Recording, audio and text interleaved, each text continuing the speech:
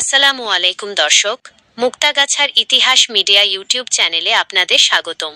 মুক্তাগাছা উপজেলার ৭ নং ঘোগা ইউনিয়নের কালীবাড়ি বাজারের নতুন দ্বিতল মার্কেটের শুভ উদ্বোধন করা হয়েছে।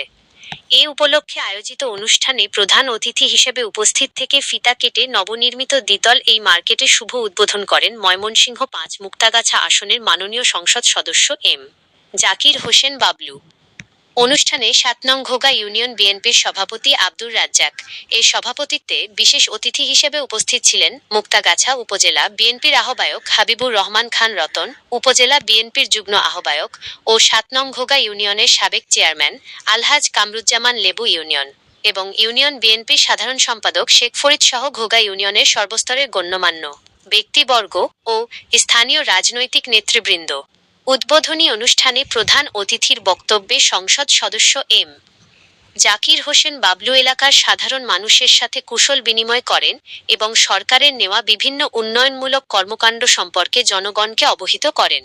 এ সময় স্থানীয় ব্যবসায়ী ও সাধারণ মানুষের মধ্যে ব্যাপক উৎসাহ উদ্দীপনা লক্ষ্য করা যায়। মুক্তাগাছার যে কোনো উন্নয়নমূলক খবর ও ঐতিহাসিক তথ্য জানতে আমাদের চ্যানেলটি সাবস্ক্রাইব করে সাথেই থাকুন। ধন্যবাদ।